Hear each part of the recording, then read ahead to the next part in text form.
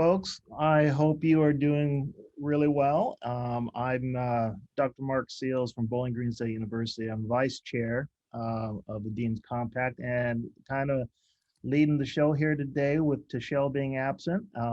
So I just wanted to do several things this morning here before we get started. First of all, again, welcome. This is just a really powerful group and one that I think is just does a lot of great work and is headed in a lot of wonderful directions, and it's great to be part of this group. So just a brief overview of our schedule here today. As you can see, quick welcome. We will break into our groups with our committees, the incentive grant, the dissemination committee, impact eval, low incidence committee, and policy committees. You can see Dr. Jennifer Otley, Dr. Jim Gay, Dr. Barb Hanson, Dr. Sally Brandon, and Dr.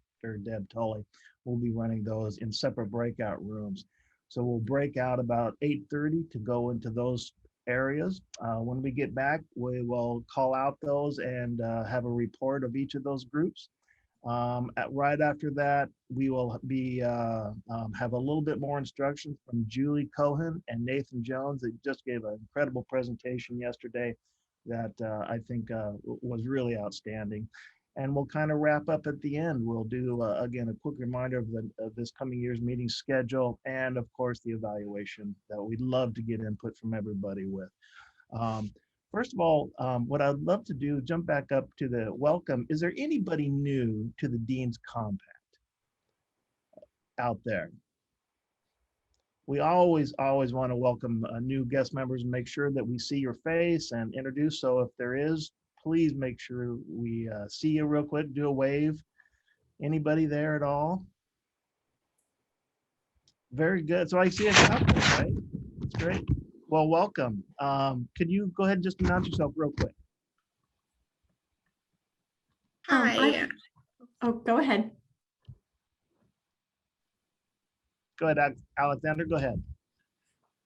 Hi, I'm Alex Pavlik, and I am a new research associate with the SDI Center. It's nice to meet you all. Great to have you with us. Natalie? Yeah, I'm Natalie Ryan, and I am actually a student at Mount St. Joseph University. So I'm speaking at the session at 8:30 to prospective students about the dual licensure program that I'm in. So, Natalie, thank you so much for being here. You're welcome. Yeah. George, did I see you wave your hand too? Yes, sir, you did. I'm George Chiney, Director of the State Support Team for Region 7. It's nice to be here. Wow, that's great. Well, welcome. Who else anybody else that I didn't see wave? Well, welcome again.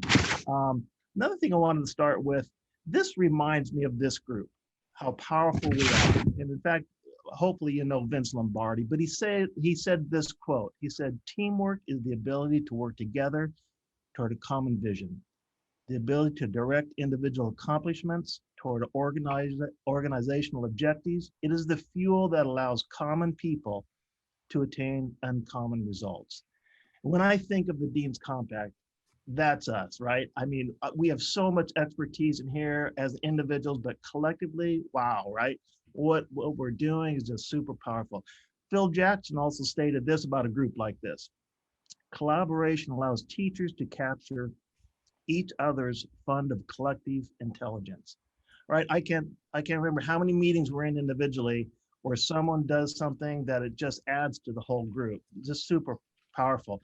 And lastly, Tashelle is leading a group, our DEW group, which is our Diversifying Your Educational Workforce group. And Albert Einstein said this about this kind of a initiative: you don't need a new plan for next year.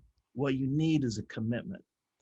This is one of those initiatives that I think that, wow, we're doing that, right? We are committed. And I think there are several people out there that just are into this thing.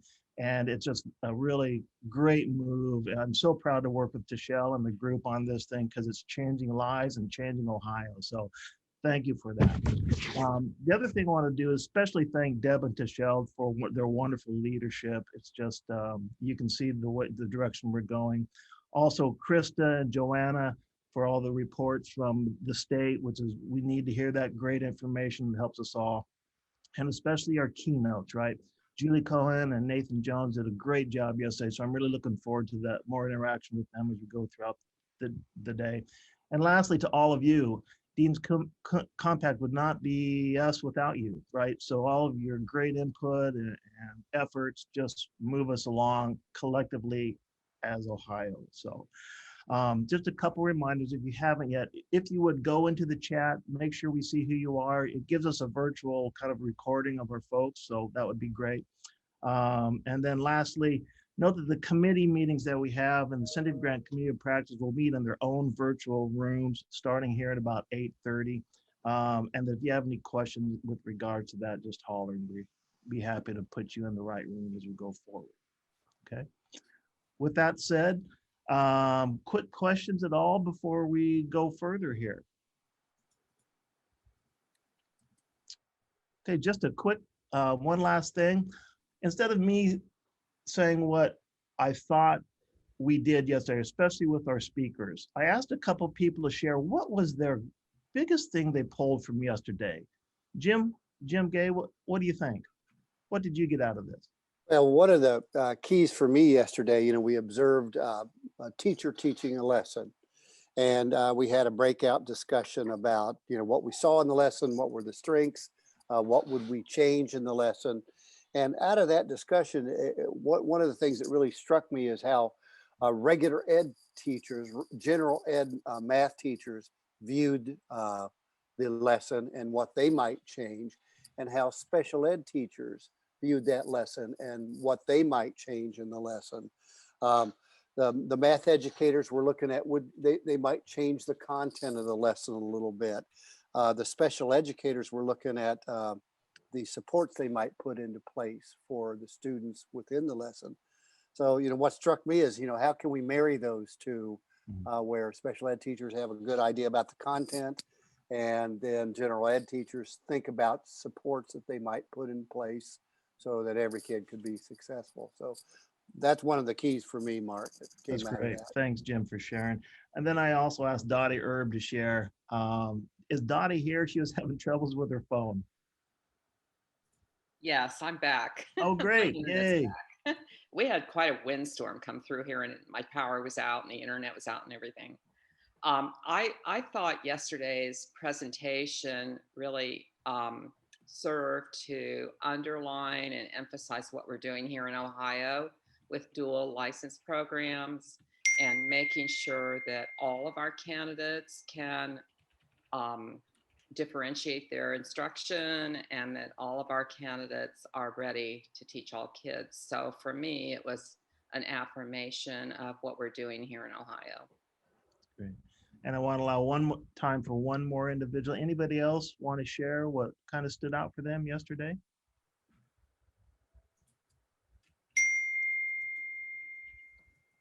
Michelle, how about you? I know you always have some great advice for folks. Sure. So like Jim, I was really took away the fact that different disciplines view the lessons very different. And I really reflected on that last night about perspectives. And, along with the work that's happening around diversity, equity, and inclusion, we're really learning to focus on perspective taking. So maybe that's an element to tie in, not only whether you come from general ed, special ed, thinking about from the students' perspectives as well, but the broader inclusive perspective. So for me, that was a really important, I think, and powerful takeaway, and something for us to think about as we're moving forward. It really highlighted too when we were talking about for students that had different needs. And again, that went back to perspectives and being able to be reflective about that process. Yeah, great. Thank you. Thank you, folks, for sharing that. Okay, the time is about 8:25, and I know we're going to want to be breaking into groups really quick. Stanley, any particular directions that you want to give us as we break into our committees? Here's what I got. You got about 5 minutes, so it's a good chance to get that last cup of coffee if you want it.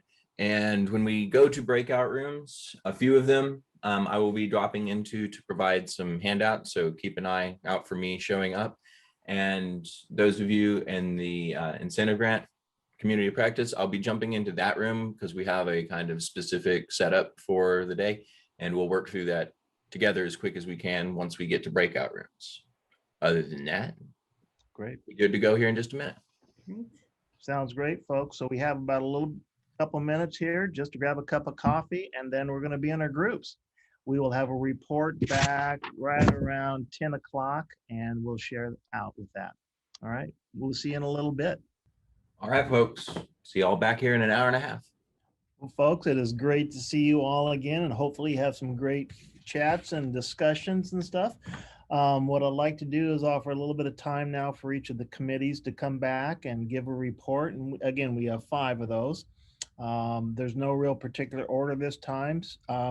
Before we go into those, would each of the chairs do me a quick favor? And that is just, less than a minute. What do you do as a group? We know we have some new committee members again, and just a quick share of what the main purpose is, just so they are caught up to speed, and then go ahead and get into your report if that would be all right. So why don't we go ahead and start with that? How about our incentive grants with Dr. Jennifer Otley and Judith Monsieur and Michelle? Judith and Michelle and I facilitate the community of practice together. We support incentive grantees who have received funding through the compact to successfully plan and implement their grants. We help problem solve and brainstorm challenges that arise, and we celebrate victories as they come to fruition. I think a quick summary. Great, perfect, thank you.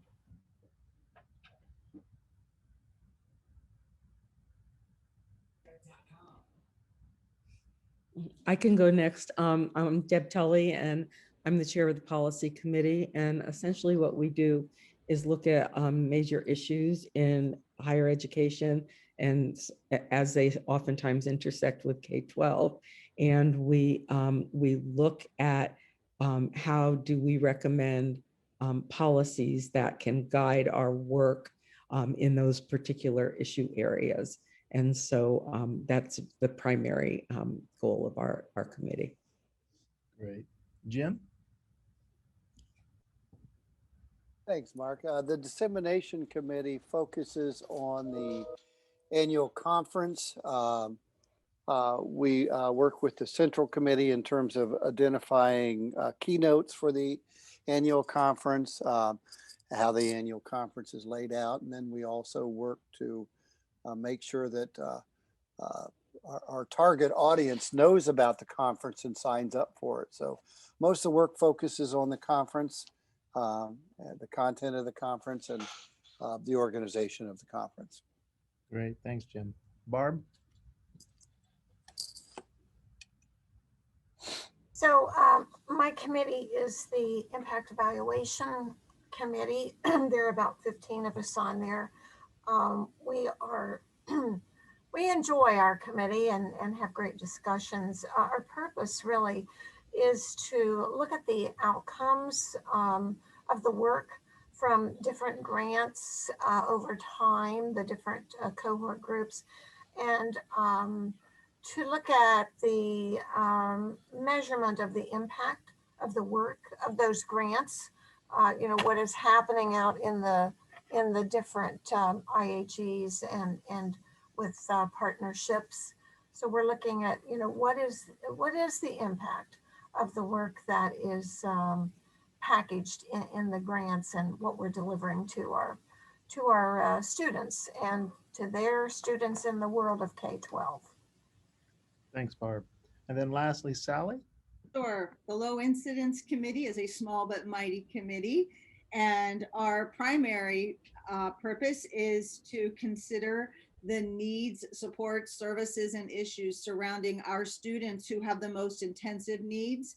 So most people think low incidence refers to the visually impaired, blind, and the deaf and hard of hearing, but our scope is a bit broader than that, that we do consider the needs of all students who have the most intensive needs and how we support the students as well as the teachers and the paraeducators and support services attached. Great, thanks, Sally. Appreciate that. Okay, so why don't we go ahead and give our share out right now? Anybody want to go first? I'll go first. Sally? Okay. I'm going to go reverse order today. So I have a relatively quick update to give. Our committee is gladly moving forward with the collaborative preparation in the area of low incidence disabilities for both teachers of the visually impaired, as well as individuals who work with those who are deaf and hard of hearing. So believe it or not, we are heading out for our 5th cohort in the collaborative consortium that's servicing those students with visual impairments. We still have lots of interest there, with about 40 applicants interested and seeking to fill a cohort of 16. So we're having to look at tiering those applications. So we were really kind of celebrated that little point today, that we're reaching the needs in the far corners of across the state. So we have widened the efforts there. Same with the hearing impaired program and the consortium there. We're looking at year 2 cohort and lots of interest in applications there. So Doug Sturgeon and Karen Kaler both presented out and updated us on those programs. I do want to add though, and I like to give out a shout out to those programs providing the instruction in those core classes right now. So Bowling Green and Shawnee State seem to have been responsible for spring classes, and then summer courses. Both programs are expanding their field placements and experiences that are so integral to both of those programs. So that was nice to hear that we've added, broadened our areas that we're reaching there in both counties and specific programming. Next, we were updated by Dr. Craig Halley on the 2 studies that our committee is connected with. The first one was the supply and demand study related to servicing students who have visual impairments. That also included looking at service providers in O&M, as well as teachers of the deaf and blind.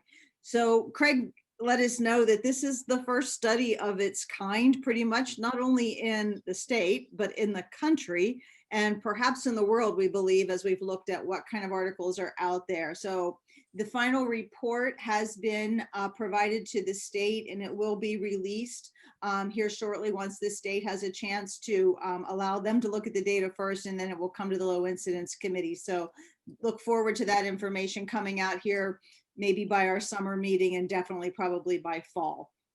The next piece that we're looking at is a new study looking at the intervener certificate.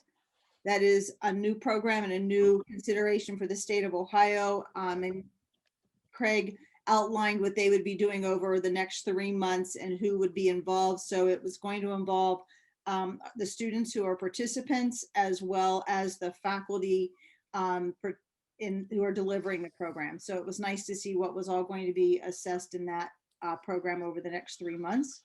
And then lastly, we've continued our discussion on looking at the licensure, and in particular, the moderate intensive licensure that we use in the state of Ohio to service our students who have the most intensive needs. So we're having some stems of discussion about what that looks like. We're using some of the materials from the Cedar Center to support looking at the program and what gaps may exist. Is there a need? Do we need to change anything? So we're just having some preliminary discussions there and looking at making sure that we can guarantee good, high quality services and instructions to students who have such needs across all tiers, tier 1 through tier 3. That's all I have. If my committee wants to add to, please do it this time. Thanks. You're muted, Mark. Hey, you just gotta love that, right? How many meetings have we been in? Anyway, thank you, Sally, so much. I appreciate that, and the team. How about we go to Barb? How are you? Okay, so again, we were the Impact Evaluation Committee, and as I just said earlier, we have great discussions in that committee. I'm sure you all do, but it's just always a great opportunity to get together and kind of share, where we are and what the latest studies are. Just briefly, we did hear a kind of an update on two different studies, and one we've talked about briefly with you before, the Wisdom of Practice study, and Jesse Tumblin was there from Word Farmers to kind of go through where they are with it, the domains of knowledge that they have identified through their work. Actually, it's the work that they shared, their results, it came from really 49 interviews that they conducted across 17 IHEs from the 4 different grant cycles. And Jesse did a nice job going through how they interviewed the people and the stories that were told. And then they're merging that narrative interview data with the data from the institutional reports. And we talked about some of the domains of knowledge, the HLPs for inclusive teaching. These were themes, again, that came out of their work. Standards guiding the content of the educator preparation institutions and how important that was in factoring everything in. Processes of curricular design, leading change, such a topic that if you just hear it again and again, leading inclusively and modeling as they're pulling together their own committees, making it be an inclusive committee and leveraging external resources. So they were looking at, I thought this was kind of interesting, the knowledge of what versus the knowledge of how. This is one of the vectors of analysis that they brought, that they've identified, and then knowledge brought to the process. In other words, those people who participated, what knowledge did they already have when they entered the process versus the knowledge that was generated by it. So we heard just a little bit of the results. It was quite interesting. And they hope by the end of June to have the full report out. And I think it will be very very interesting. The other update was on low incidence related studies, and Jamie Clifton from Word Farmers walked through that. Actually, his work was just kind of beginning the work of the cohort that, if I have my figures correct here, there are 9 students in this first cohort with the dual sensory impairment, and they're just beginning the work with this. But we also talked about the intervenor certificate and the significance of the parapro being very well trained. Their role is so important in the delivery of services. So those were the updates that we received on the studies that we've been following. And then we spent some time brainstorming ideas for future evaluation priorities and what we think those might be. We had a long list of things, and you know, if we were to actually conduct studies on everything we brainstormed, I think the Dean's Compact, you know, would have a life of at least another 20 years. So we had really some, I thought, some really great ideas, and Amy's going to help us kind of look at those ideas and in some way prioritize them. We would hope to do that by our next June meeting. The other thing that I just want to give a shout out to is that we are beginning as a committee to kind of intentionally become informed and to link with the community of practice work. A couple of us are attending a planning meeting so that we're aware of what is happening there, because the work of the two does, they're kind of linked. They do coincide a bit. So that will be occurring in the near future. But I think by June we'll have some further defined details of these two studies and where we would hope to go next year with evaluation. So that's all I have to report. Barb, thank you so much for that and the team. Any questions for Barb real quick? Okay, thank you very much. Moving along, Jim, how about the dissemination committee? See, okay, I'm not muted. Thanks, Mark. The dissemination committee, one of our tasks today was to review the evaluation, the composite evaluations for this past year's conference, focusing on what worked well, what needs to be refined, and other suggestions that we might submit to the core committee. The evaluations focused on the relevance of the content, the usefulness of the content, and whether or not the virtual conference was well organized. And across all three major topic areas, the feedback was very, very positive. Participants thought that the session was very well organized. They thought the content related well to their work, and that the content was useful, related well to their work. We had some nice feedback in terms of narrative, and also a few suggestions about improvement, considerations for improvement for next year. Some of the ideas that we had for next year's conference will be virtual again. And one of the ideas we had, and there's a list of them that I'll reduce down to notes and send to you, but Deb, but some of the ideas had to do with posting of the content. In some of the conferences we go to, particularly for the concurrent sessions, not everybody can get to a concurrent session. So is there a way we can post the content on the Dean's Compact website and have that content available for folks to look at for a couple weeks? We also talked about the concurrent sessions next year and perhaps using pre-service students to begin some of those concurrent sessions and talk about some of the virtual technologies that are used now to keep students engaged. You know, there's example, one of the examples that came up is Padlet.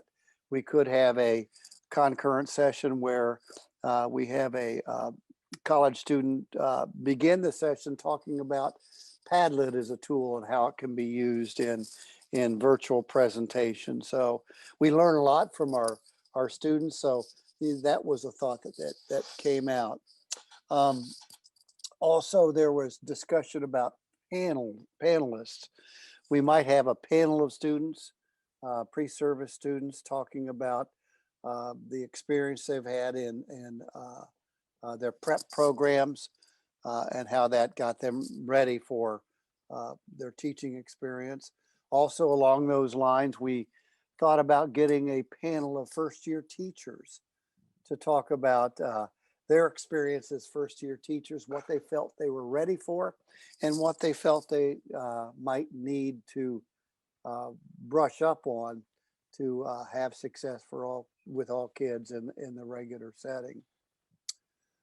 As always, this group does keep their nose to the grindstone, but they talked about ways to engage the participants in some fun activities as we go forward.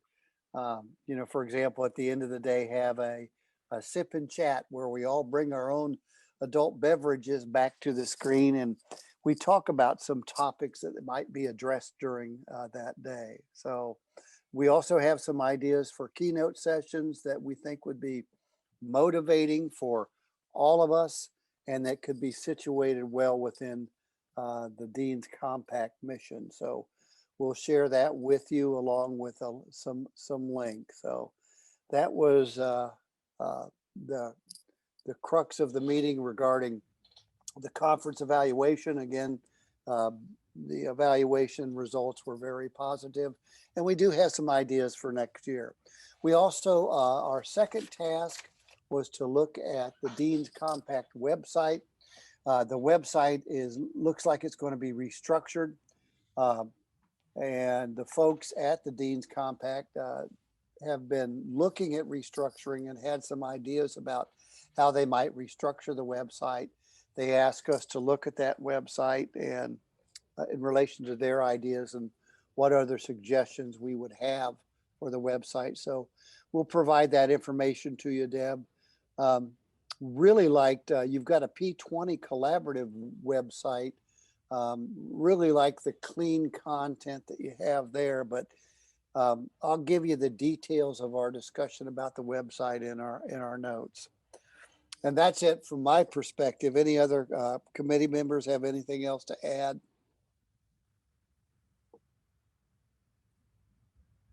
Thanks, Okay. Jim. It's great.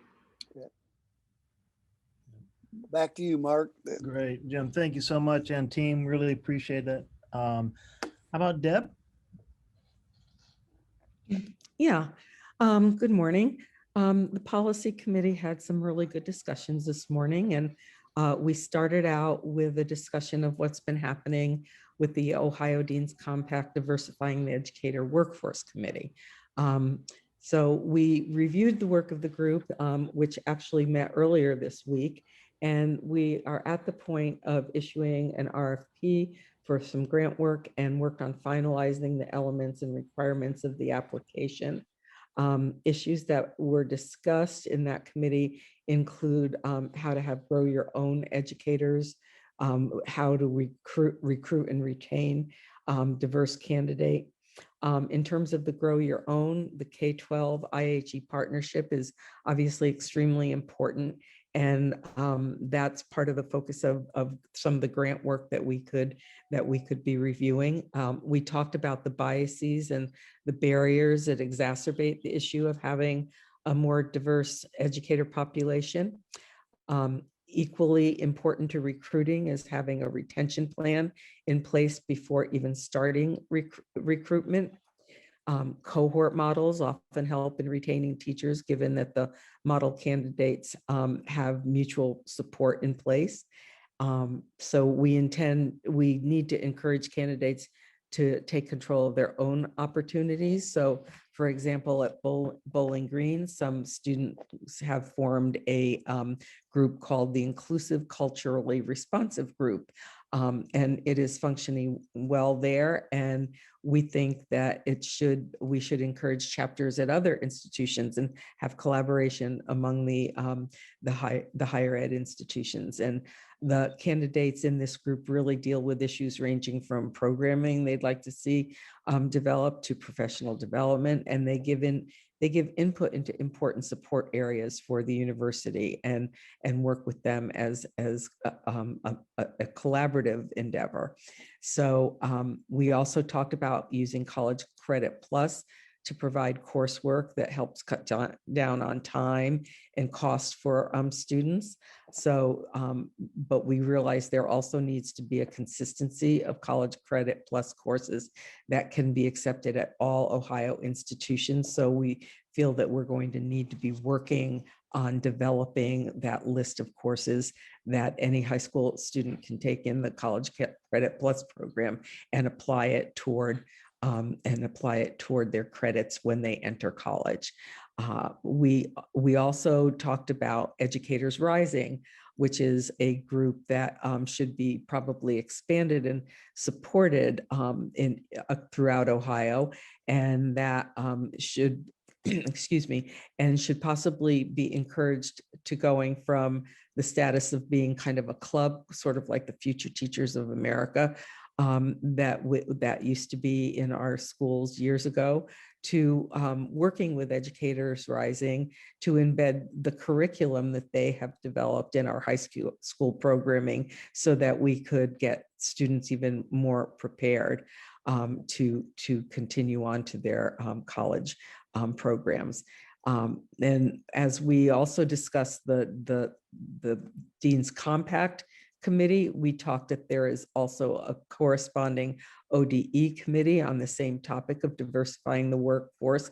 And they are meeting at the same time that we are meeting for the Dean's Compact.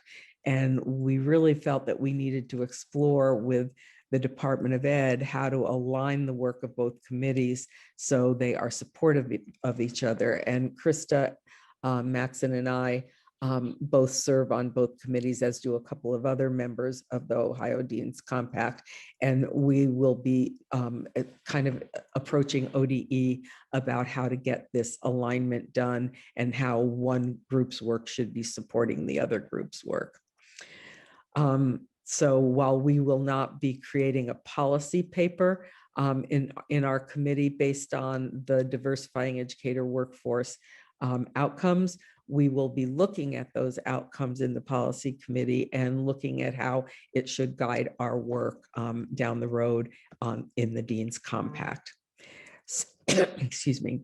We also had an update on the crosswalk for dual licensure, and all crossworks essentially are being released by the end of May, including the dual licensure one. They will all have a standard format. The crosswalks should be considered a tool that institutions can use because they're not required to use it. But using that crosswalk should make it easier to organize information about your programs. And ODHE will release digital manuals that can explain each program area and allow you to click on it to fill in your own institution's information in that area. And in terms of the dual licensure crosswalks, the middle grades and the AY are set, but they are still reviewing the PK5. We also talked about early childhood birth to two gaps in licensure, and that the work on that is essentially on hold right now. They are needing to review more information and look at that a little bit more clearly before they're prepared to go on any further. We also had a discussion on remote learning and higher ed's role in preparing candidates for the remote world. And this is an area that is being discussed on a state level in terms of the role for remote learning in a post-pandemic education environment. Currently, the legislature is looking at creating legislation that will allow remote learning to continue into the 2021-22 school year. Excuse me, but there is talk of how the virtual learning can be used once we are back to quote unquote normal. And is there a place for that in just our routine educating of students? Many institutions are embedding the logistics of delivering remote instruction into courses, but that is not universal at this point. So we discussed a number of issues around remote learning, and we of course have some concerns and some potential recommendations, and determined that we need to be looking at and pulling together research on the pros and cons of what's involved in remote learning and the most effective use of it. So we'll be preparing a document, not necessarily a policy paper, that outlines the concerns that can be used with legislators and policymakers as they make decisions around this. And I think it would also be able to be used with K-12 districts should there be the potential to offer remote learning in the future. There was a question about how long the flexibility that's been accorded to institutes of higher ed will last when they were instituted because of the pandemic. And as of now, the intention is to return to normal for next school year. But I will emphasize that as of now, because we all know how flexible we have to be in this, this environment produced by the excuse me, pandemic, given that we think we're on the road to recovery, but then you don't know about variants and those kinds of things. And so at this point, we are looking at next year returning to normal. And finally, Krista Maxon made us aware of House Bill 135 that is called the Higher Ed Reform Act. And there are some real areas of concern in the bill that are going to be suggested for reforming how higher ed functions. But at this point, it doesn't look like it's going to go anywhere. But the caution we have for all of you is that institutions need to be aware of it and its contents and be prepared to discuss it and offer suggestions should it become a serious discussion in the legislature. And if you really would like to know more about it, you could either look it up online, or I'm sure Krista could answer some questions for you in terms of what she's seen in it. And there are some areas of concern. So House Bill 135, we encourage you to research that a little bit and be prepared to look at what the provisions in it could mean for higher ed, and how do we either support or combat them depending on whether we like them or don't. So that was pretty much our discussion in our committee. If anybody else in the committee has some thing to add, please do. I just want to clarify that it's Senate Bill 135. It's not a House bill, it's a Senate bill. Oh, I'm sorry. I don't know if that's the difference, but I'm sorry. I always get those things confused. I also get confused when people just throw bill numbers at me, I have to be honest. That it's like, all right, what does that one do? So Senate Bill 135, there you go. Do we have time for Krista to give a quick synopsis of that? well, I mean, I'm gonna be honest, I haven't like gone into deep in depth, but things that I looked at quickly there was like something about when students drop out of a four-year institution, providing funds for them, that the institution would have to provide funds for them to, if they continue at a community college. And that's not the exact wording. I don't have it in front of me, but I remember that was something that seemed quite odd to be in there. There were, so the two things that were, that are immediately sparked witness, and then online learning that could be, for students would have to be charged, well, in the bill, less than face-to-face learning. Those were two that came to mind, but there was a bunch of different things in there. It was a very packed bill. Yeah, and that's why we're basically saying we suggest that you look for it and prepare yourselves, because it's a newer bill, and luckily Krista brought it to our attention, but we didn't have the full bill in front of us. I see that folks have put in the links there in the chat for that, so thank you very much. I want to go back just a little bit, Deb. I think, Emily, are you online? You had a question there, and I want to make sure that you get that addressed. I believe it can go to Deb or someone on the team.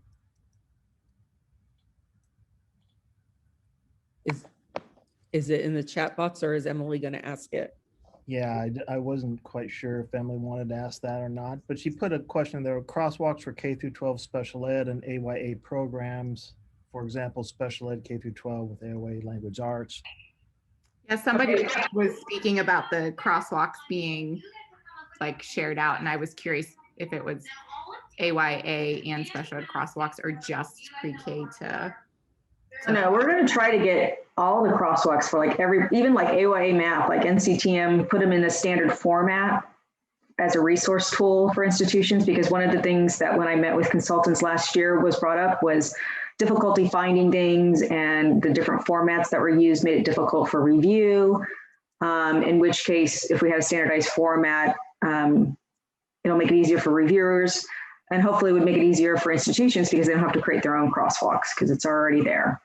So that was the thought of that. And I can tell you right now that it might be that we missed some, because like I'm getting proposals, I got proposal for the spring that I was like, oh, I wasn't really thinking about that program. I didn't have that in my radar as a program that we review. For example, school nurse came in and I was like, oh, I actually didn't have that in any of my panels. So this is a learning experience for me. And we're going to be doing the best that we can. The fact that this process is going to take several years to fully implement, because we're creating a calendar for institutions to submit a full state review, meaning all of their programs at once, 2 years prior to the Cape site visit. It's going to take 7 years after implementation to get all institutions through that process, where they have one letter of approval for all of their programs. And I put plus at the end because, of course, you can submit a new program at any time, in which case your approval period will be truncated to match up with your state review on the schedule. And of course, until you're up for your state review, when you have a program that expires and needs to be reviewed, you still need to submit it for review until you do your full state review.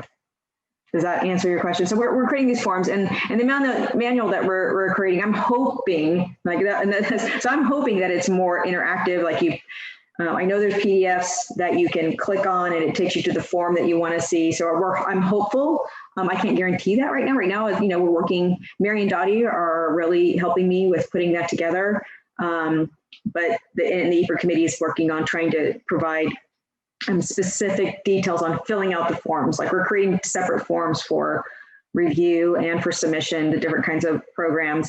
I can tell you one thing that I have dealt with a lot since I've been here is like when people review an endorsement versus an initial licensure, because the review form that we only had one review form, and it wasn't clear that you didn't need the state crosswalk for endorsements, because it's the same review form. So we want a different review form to make sure that it's clear, because these review forms also go to legal, and then I have to explain to them, this is why this is not, clicked yes. Like I'm starting to, when I'm going through them, I have to clean them up and say, this is not applicable for endorsement programs when I submit them to legal before they review to the chancellor.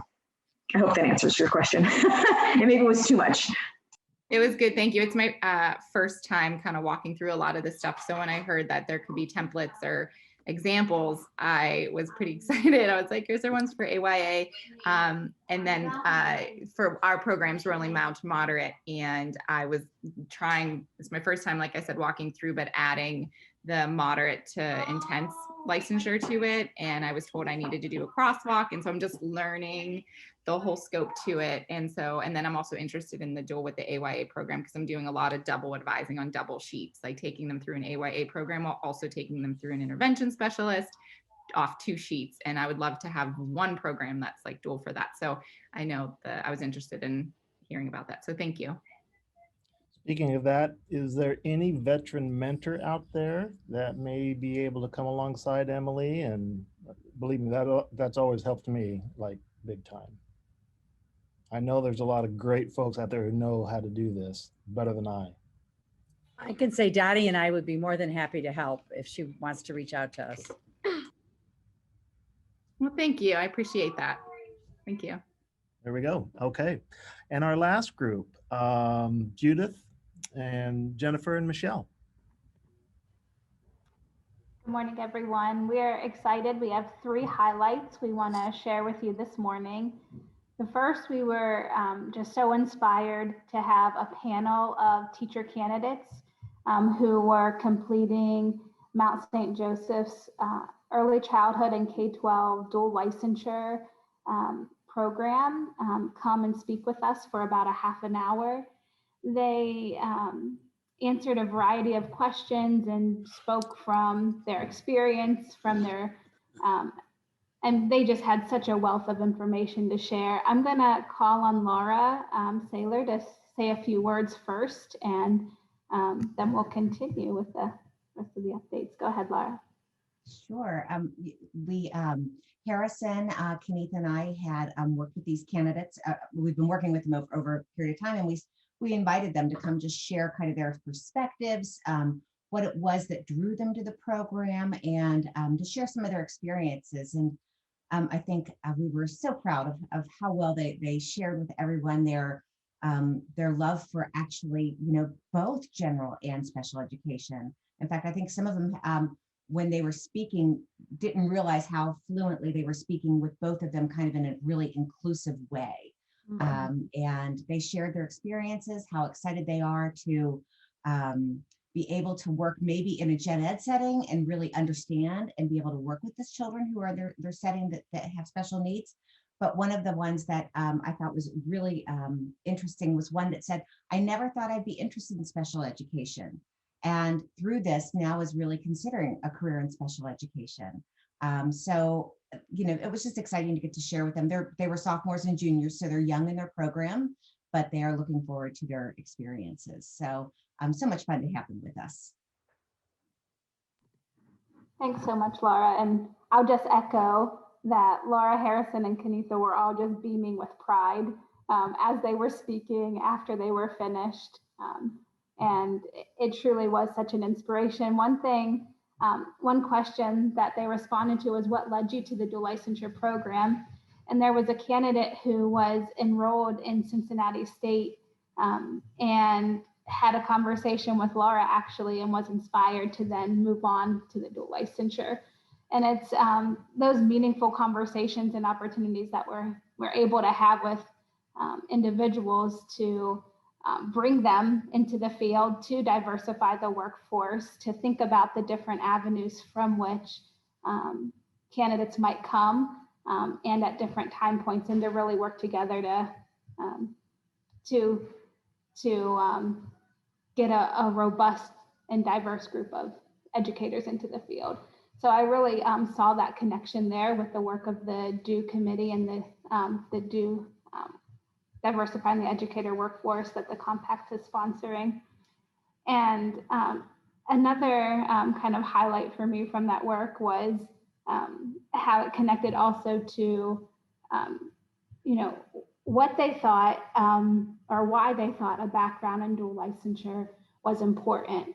And one of them had said, well, it was the first time I realized that I'm gonna, regardless of if I'm in a first grade classroom, you know, general ed setting or any setting, I'm gonna have kids with diverse needs in my classroom.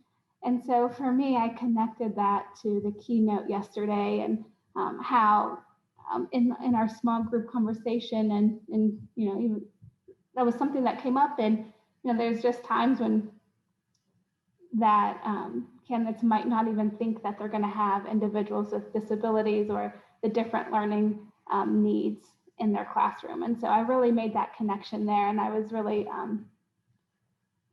inspired by the candidates. Again, I don't think I can say that enough. So yeah, go ahead. I also shared just about the Cincinnati State connection. We started this work before we did the dual, and we 4 years ago, just before we started the dual, we created this pathway, maybe 5 years ago. And at that time, we might have 1 or 2 transfers from Cincinnati State come to the Mount for teacher preparation. Last fall, we had 9, and that's not even counting the ones who started this year. So it really increased that. And there was a wonderful article in Educational Researcher that just came out this week. I don't know about you guys, but when I get it, I get very excited. So I was reading it. And one of the articles was about how transfer students are more likely to transfer to four-year institutions when they have early conversations with faculty members in the four-year institution. So we start going over and talking to our Cincinnati State early childhood students, even in their first semester. And it was interesting having that experience and then reading that article. So a great read for everybody. So just wanted to share that. Thanks very much for those contributions, Lara. So that was one of our big highlights for our community of practice this morning. A second one was really thinking about how we're extending the community of practice members to include state support team directors, and talking about and thinking through how this relates to one of our main objectives of the community of practice, to really create a forum where individuals can understand how there can be shared learning and a more in-depth understanding and appreciation among individuals of different agencies and institutions, and how the work of educator preparation and that work that comes out of our educational regional service centers can really work together to bridge the preparation to practice continuum, so that we're supporting candidates as they're preparing for the field, and then continuing to work with them and develop them as educators once they enter the profession. So it was really meaningful. And George spoke a little bit about how the importance of aligning the work that we're doing is so critical. And it was exciting to share how the inclusive instructional high leverage practices even started from some of the work of the state support teams in the inclusive instructional domains, and how that is a natural connection between the work even before we brought them in as extended community of practice members. So that was another rich discussion, and really tying into, again, our aim to work together and to really have a deeper partnership with our regional education centers and the work that higher ed is doing together. And then a third highlight from our meeting this morning was thinking about the high priority inclusive instructional practices and what we're doing related to those to actually implement them in our programs, or in the preparation programs. And so a variety of individuals shared out resources that they're using. James shared some work from the Cedar Center about practice-based learning opportunities, and was able to highlight some work of our own, Steve Kroger and Kate Doyle, and a module that they created related to micro-teaching and explicit instruction, and how that work that they're doing is really impacting educator preparation programs across the nation. And so it's really exciting to see that work, along with other videos came up as kind of a theme, the need for videos to show candidates. And I think that's also a need given the virtual environment. So we shared videos from the Cedar Center. Some of our community of practice members are also developing their own videos. Other resources were shared from Ocali, and other ideas through the Info Ohio resources. So our community of practice members were very engaged. They were willing to share their resources and the work that they were doing, and really talking through and discussing how we can work together to have a deeper understanding of the high leverage practices and what we can do together to really build our collective capacity, not only to have knowledge of them, but how to support our candidates to actually implement them in the field. And so I invite anyone to elaborate on something I might have said, or ask follow-up questions.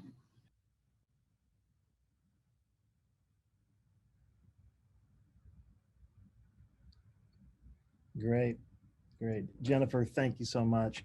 Again, I want to appreciate all the work done by the committees, the chairs, Jennifer, Judith, and Michelle, Jim, Barb, Sally, and Deb. Again, thank you for your time. It's a lot of extra work, and appreciate your leadership on these. Great information for everybody as we going on. So our next item, folks, on the agenda is actually to welcome back Dr. Julie Cullen and Dr. Nate Jones for the day 2 segment of the presentation. Again, for those of you who weren't here, Dr. Julie Cullen, PhD, Associate Professor of Curriculum Instruction at the Curie School of Education and Human Development from the University of Virginia, and Dr. Nathan Jones, PhD, Associate Professor of Special Ed, Boston University, and founding member of the BU Faculty of Computing and Data Sciences. Thank you so much for being back again, and we're just looking forward to really getting more information and digging in. Julie? Great, thank you so much for having us again. Nate and I talked after yesterday's session, and we were just so energized by you all, the work that you're doing, and it was just really, really exciting for us to see how you are kind of navigating these issues in your own context in Ohio. I'm going to share my screen now. And okay, can everyone see? Let me make it in a prettier view. Well, now I've got to go all the way through. Okay. I'll do it quick though, now that I know how to do it. So we wanted to just start by kind of talking a bit about some things that came out yesterday and looking through the responses to the Google form, which we appreciate people taking the time to do. Julie, I hate to interrupt you already, but No, do the it. screen share is frozen in the initial view and we're not seeing, I think, the presentation that you have. So Okay, let me try again. Okay, let me. Thank you, Stanley. No worries. It just, I saw that you went to go put it in presentation and it definitely did not get there on our end. So let's see if we can get it. Okay, let's see if we can. I don't, Nate, can you pull it up on your computer? It's my computer is being strange. Yeah, I can go ahead and try.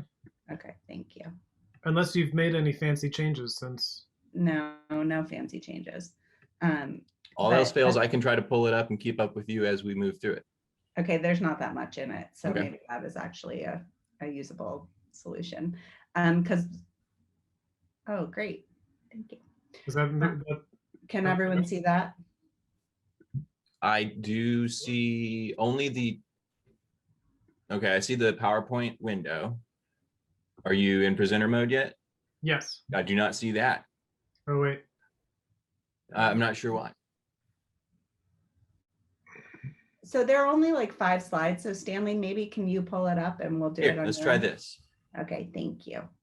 And thanks everyone for being patient with tech. Hey, you got it. I don't have to do it. You got Did it? that work? I see the presentation. Okay, Yeah, great. there we go. And so we just wanted to start by kind of coming back to some of the things we talked about yesterday. And I think what was clear for me in reading the Google responses was that you all see the same thing that we do, which is that there are these really kind of fixed, it is perseverance, Christine.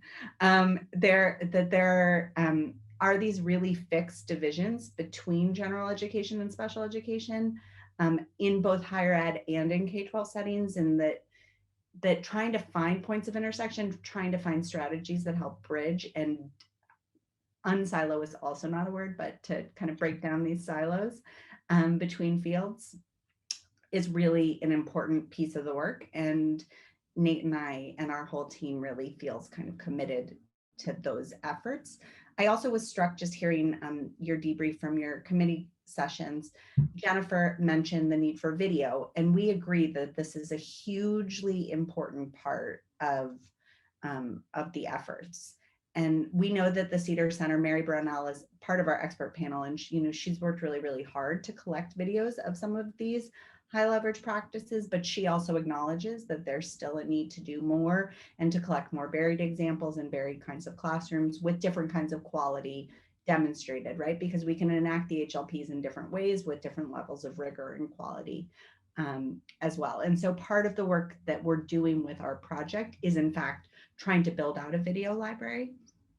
So our modules are going to include simulations that let pre-service candidates try out some of these HLPs, but a big part of it is also what we talk about as kind of representations of practice. So these are video exemplars that we're going to have experts break down, decompose, talk about the key features of different aspects of explicit instruction in an effort to kind of make these practices visible and accessible to general educators. Because I think it's very easy to have an idea in your mind when we talk about explicit instruction that it's entirely procedural, that it's very rote, that it only focuses on the teacher and not on kids, when I think everyone here knows that's not the case.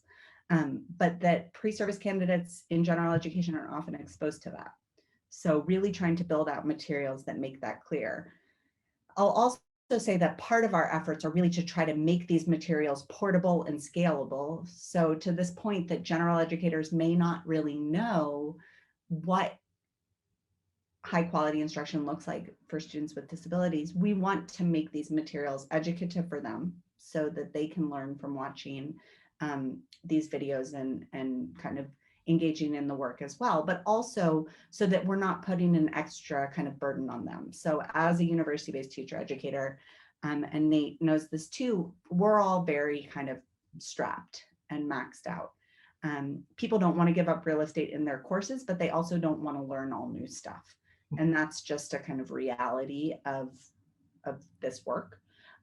So a big part of how we were thinking about it was trying to build things that instructors could take and use and learn from, rather than trying to learn this whole new space on their own with no real incentive to do so, other than obviously to support kids, which is an incentive, but unfortunately, for better or worse, doesn't often translate into changes in practice in IHEs.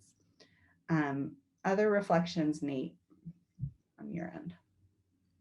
No, I mean, I think I've continued, based on the reflections, and I think the thing that I've continued to think through in my head is this issue of,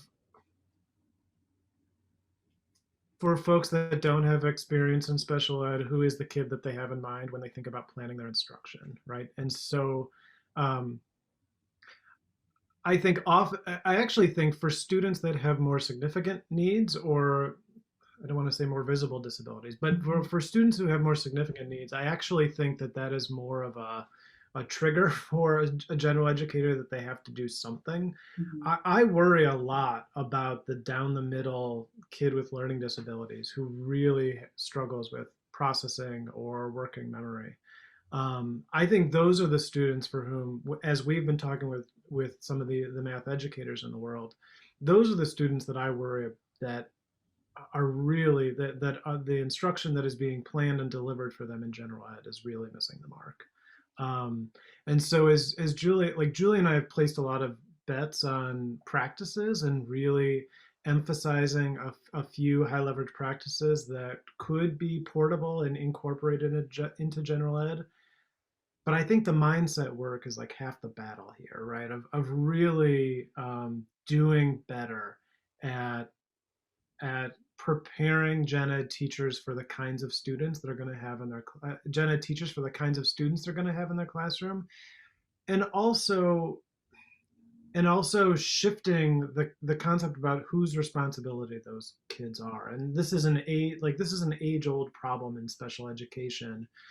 But I look to, I look to the work that's been done in culturally responsive pedagogy and anti-racist teaching, and what I remark on when I think about that work is how across our field we've over a short number of years really changed the mindset that if I'm teaching, I need to teach in ways that are responsive to who my kids are, what they bring into the classroom in terms of their home experiences, their cultural backgrounds, and we haven't gotten that light switch to shift with special ed after decades of this work. And so this does seem really central to the work of teacher preparation, and it's a puzzle that I think I'd continue to like people to push on us to wrestle with. And I just want to chime in one more thing that I was struck by in listening to Nate, is that I think about one of the really prominent math educators that we interviewed, whose quote I read to you all yesterday about this idea that English learners are a different kind of group, and that we might actually need to consider English learners having distinct needs, but special students with disabilities are not the same. And that is also a really fundamental issue and barrier, I think, to doing this work well. And I do think I was licensed in California, where there are a lot of coursework requirements around English learners, with good reason, because there's so many English learners in the K-12 system. And so I remember feeling pretty prepared to support English learners, because I had two whole methods courses, one focused on the content, on how people learn language, and one on methods of how to support English learners specifically. I know Nate's doing work in Massachusetts where they've had a kind of statewide effort to certify all even practicing teachers in methods to support English learners as well. And I think about, the kind of movement and activity at policy levels, macro and micro, around support for English learners. But I think there is this kind of mindset underlying it, which is that supporting English learners is everyone's responsibility. Mm-hmm. And in some way, I do think like special ed is probably, I'm not going to say this as eloquently as I would like, but is kind of unduly penalized by the fact that there are special educators. that there are people who have this very distinct kind of certification, training, preparation. And so this idea that students with disabilities are the kids for special educators, but not for general educators, I think is a really fundamental issue that we need to kind of wrestle with and think about as a field. Because it's very easy to kind of pass the buck to special educators and to see students with disabilities as the responsibility of someone else, when we know that's not actually the way that it plays out in classrooms. So I think today we're hoping to really get on the ground, talk more about, what are some practical strategies we can all employ to engage in this work together. So Stanley, can we go to the next slide? Thank you. Or are you in control, Nate? Oh, Nate's in control, great. So our process for today is to have you work in breakout groups. Again, let's do 8. We did it yesterday, that seemed to work. And to really share strategies and approaches to kind of bridging these divides, to shifting mindsets, to thinking about how we can try to mitigate some of these issues that we surfaced yesterday, some of these challenges, barriers in both mindset and practice. And in the group to really work on identifying, to talk more about the work in general, but ultimately to identify one kind of large scale strategy that would take concerted effort. So something like changing licensure requirements at the state level, or program approval requirements at the state level, adding licensure tests, things of that sort, like really macro level efforts. And then think about 3 to 5 kind of smaller scale strategies, things that could happen sooner. Things like incorporating special ed readings into different kinds of methods courses. So to really think both kind of local and more macro about what strategies we can develop and get excited about to try to address some of these issues. And I'll pause for a moment, see if people have questions or thoughts before we break into groups and dig in.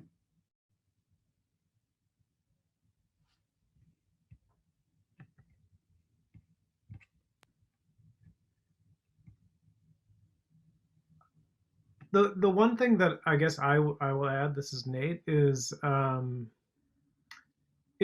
we also recognize that we want this to be meaningful for this larger group, and so if part of the work here is nominating strategies and learning from each other of things we're already doing or strategies that we might take on, like, also feel free to nominate questions for us as researchers who are trying to tackle some of this in our own work. So if we want the ideas to be generated from you, but if there's lingering thoughts or questions for us, you can feel free to also include those in the slides.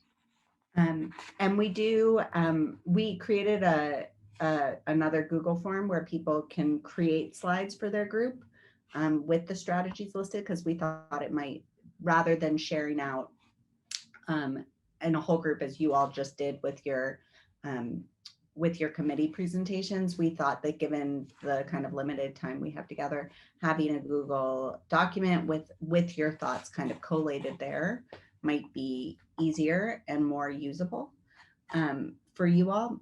So I'm thinking it's 11:05. We are jumping off at 11:45.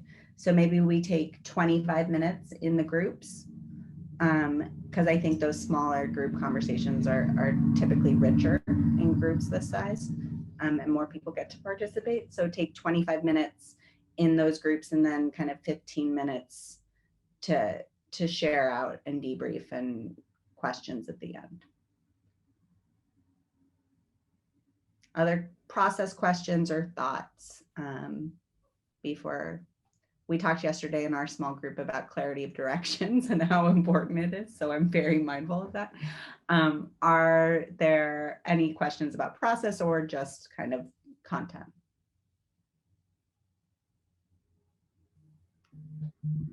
I'm going to be so happy when we're back to doing these things in person, because it's really hard to read a Zoom room. Okay, well. We are set for 25 minutes. Awesome. Rooms are set, and we're going to go now. Great. Thank you, Stanley. Absolutely. It happened again. Like Oh. I was in Amy was saying something really interesting and then we got sucked out. I will say in ours, Dottie finished her sentence and she was on the phone, so she didn't even have the video cue. She finished her sentence like right as we went to the large group. It was masterful. Dottie, I don't know where you are, but bravo. We did not have that experience. I'm like, I want to know the end of Amy's thought. We can take the time for you to hear the end of what she had to say. So I am here like my power's out again. So I'm using my phone again. So what we were talking about, I'm curious, our thought here was that we were going to give people 5 minutes to kind of review the slides. So I think we'll do that. Otherwise, I'm worried, Nate and I were worried if we didn't give people the time to kind of look at other people's slides that we might not look at other people's slides. Well, I have the option to just pull them up from the fabulous link and display them.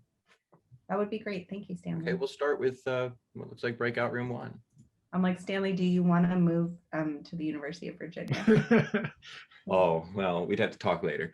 Okay. Okay, if you could share. Away. Thank you. I grew up right outside of Charlottesville. I can tell you it's beautiful. I don't think they'll let me go, but we can talk about it when the recording's not on. All right, everybody, here's breakout room 1.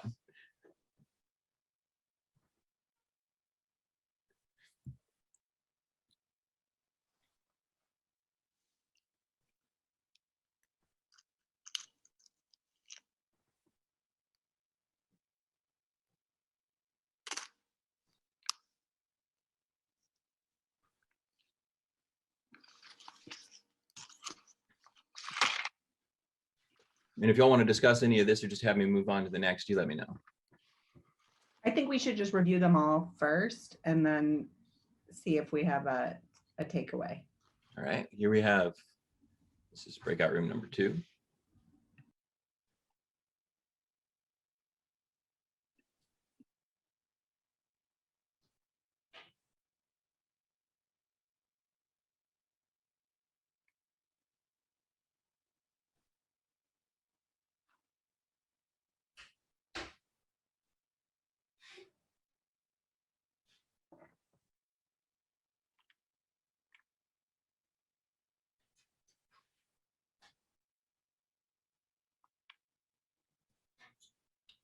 Here we have breakout room 3.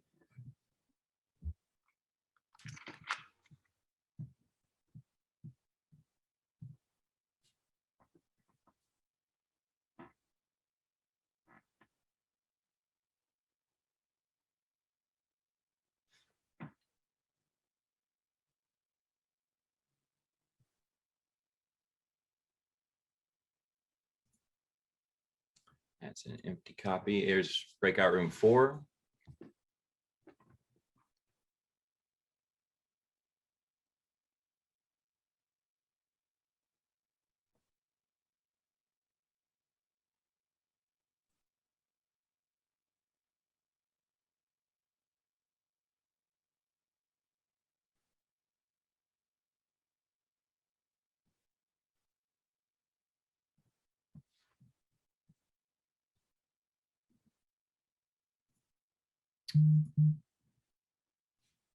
I don't see 5, 6, or 7, and this one is not labeled because I don't blame you for not knowing which breakout room you were in, but here's the last one we have.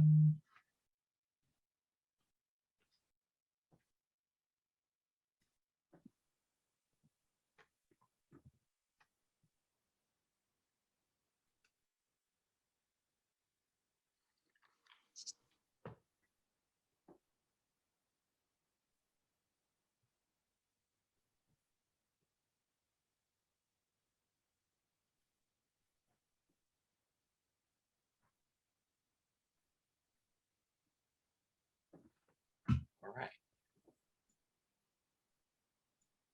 So to kind of close this out, we were just hoping those were great strategies. I'm very energized by your ideas and thinking about how we might do some of this. I think the question about program enrollments is one that that has come up a lot in my own context. Is something that I think people are is kind of top of mind for people in higher ed for sure. And then if we require dual licensure, but the people don't end up going on to teach special education, I think it's still helpful because they've gotten a wider repertoire of instructional strategies. But for me, working at a public institution, from a state perspective, it's not useful because the need is to have special educators teaching in special ed contexts. So we did get some kind of policy level pushback on this idea of dual licensure if we weren't going to kind of push people into special ed contexts once they had that dual licensure. So I don't know how people, and I know you have a totally different approach in Ohio. So that's something that kind of struck me. The other thing I just wanted to flag that I'm really interested in is this idea of lesson planning and lesson planning templates and the degree to which we put differentiation and certain structures in lesson planning templates. I can tell you very candidly, I am against the push for lesson planning and teacher preparation. And there is kind of a bigger conversation around that happening in the space of teacher prep policy and teacher education research. I think that we put a ton of emphasis on lesson planning when I actually don't think that beginning teachers should do particularly much lesson planning from scratch. I think they should be using high quality instructional materials and knowing how to navigate and use those materials well, rather than coming up with lessons, which we know pretty conclusively a lot of times they rely on things like Pinterest, Teachers Pay Teachers. They focus on kind of cute ideas rather than rigorous content that's vertically aligned or even horizontally aligned within a grade. So my personal perspective is lesson planning is not our way out. And if anything, like spending more time on lesson planning and adding aspects to lesson planning will dilute the potential, I personally think, to having people actually know what to do in those moment-to-moment interactions with kids. That when we spend so much time kind of building out these, I mean, I read lesson plans, they're like 15 pages long, and I know they're not going to do that in real life. No one writes a 15-page lesson plan. And maybe people do, I don't know. I don't think so. I'm looking at Jim. And so I think that like this is part of a bigger conversation. And the reason why Nate and I, again, have put our bets on practice, on creating modules that focus on like, this is what you do, this is what it looks like, this is what it looks like to do this well, this is how it supports student learning, this is how it promotes positive engagement for kids, rather than thinking about these kinds of assignments we create in teacher prep. So those are two things that struck me in your strategies that I would be excited to talk about, but I don't know if Nate had other things or things that you all saw in there that you wanted to kind of surface and talk about. The one thing that I'll note is I think in my head, like the work that Julie and I are doing is around changing the experiences that candidates have. And I think some of the exciting ideas that came up in our group were focused on the conditions around that would support such a goal, right? So one of those being investing in professional learning for general educators themselves, like general education teacher educators. And I know there's some examples of that going on in the state. I think that kind of work seems an essential component of this. I think the other that we talked about it in the context of behavior, but I think the broader point holds that we could do all the work in the world preparing candidates in preparation for supporting students with disabilities. But when they get into their schools, they're going to receive different messages. And so thinking about pulling, continuing partnerships with P12 or continuing the learning into in-service seems like the kind of strategy that could further support the kind of goals that Julie and I have talked about more broadly. Yeah, I'm certainly curious to see like what other folks think. I mean, Julie dropped a bomb with the lesson planning, but maybe we want to spend our time talking about that. But I mean, it's Friday, right? We need a little something.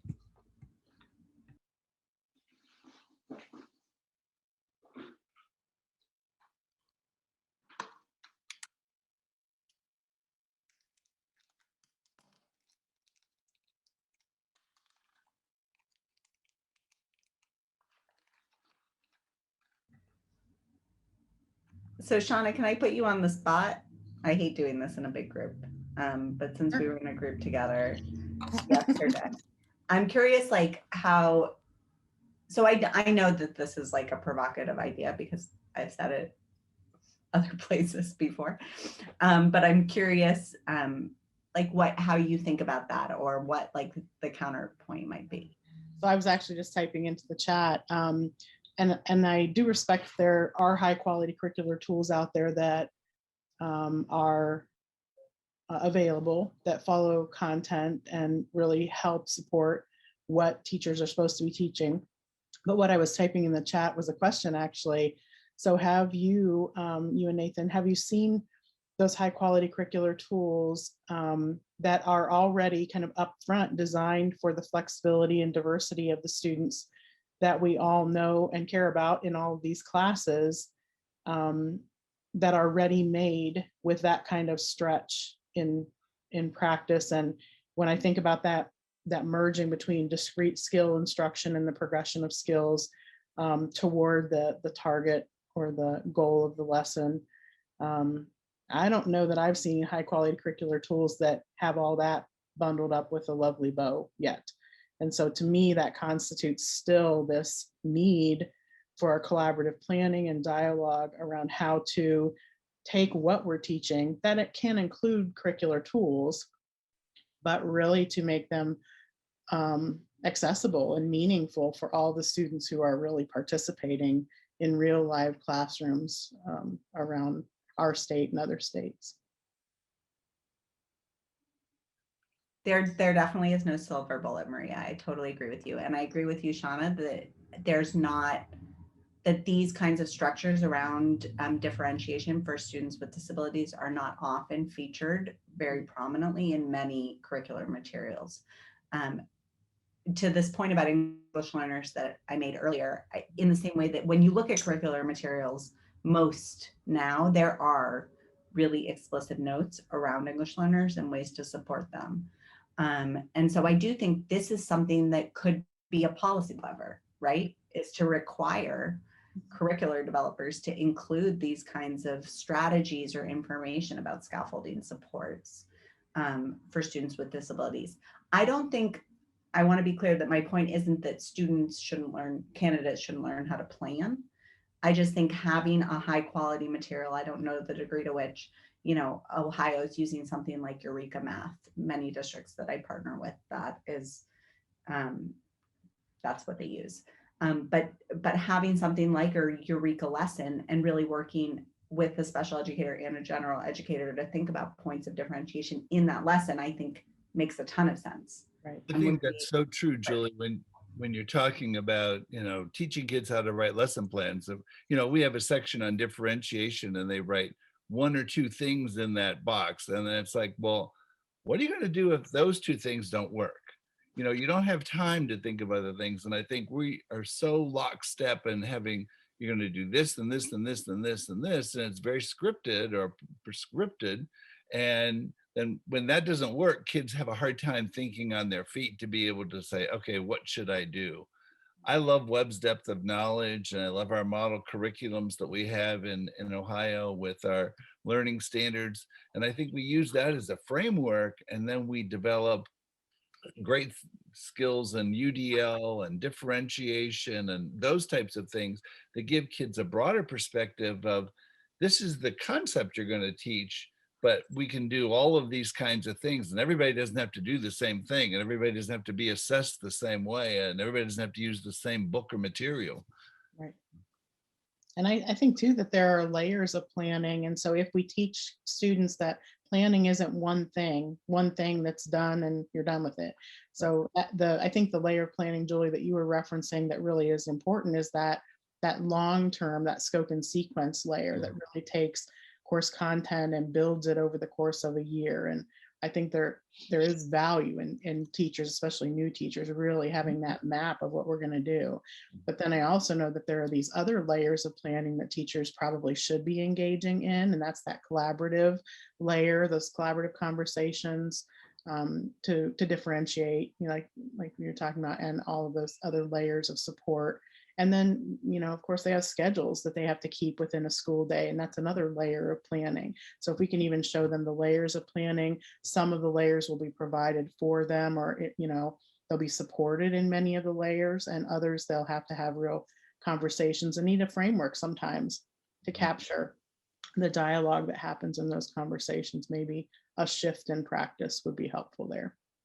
And I think it's challenging their thinking to think differently about how they plan and who their learners are. Sometimes I say to my students, tell me what you know about your students. And well, they're all in second grade. Well, yeah, like how many of them are reading at second grade at level? What about the kids who need assistive technology? What about the kids who have sensory issues? And they say, oh, didn't think about that. And I think it's helping them have a broader perspective of what's their class look like. I use the diamond when I teach about curriculum, and I talk about the enriched side and the essential side. And we look at the standards in the middle, and I say, if you only teach to that middle section, you're only getting about 70% of your students. So, your contract says you teach 100% of your kids, not 70%. So. To go along with that, Jim, that's something that we do as well. We have our students looking at the context of the class, particularly when they're in field. When they're just starting, we may provide a context that's been used previously so that they have something to think about if they're not in field quite yet. But we look at how many students on IEPs do you have in a classroom? How many students do you have in a classroom that are at risk? What are the issues that they're having? How many students do you have that are ESL students? What supports do your students need? And then we talk about, how do you meet those needs? Why are you teaching this content in this way to this particular group of students? What's the evidence that what you're doing is going to work? And we have those conversations with the students. And with our template, what I explain to our students is, no, you're not going to have to do a 15-page lesson plan in real life after you graduate. But what I want you to get into the habit of doing is thinking about all of these things. Think about the standard that you're teaching. Now, think about how that standard breaks down into your learning targets for the lesson. And then think about how does your pre-assessment align with your standard and align with your learning targets? And how does your post-assessment align with all of that? And how do your instructional procedures align with all of that? And so we have this conversation about how everything builds on the previous thing that they did in that lesson plan template. And then we go out into field and we start to apply that. And I tell them, by the time you're out actually teaching, this stuff will be almost muscle memory for you, and you won't have to write it all out.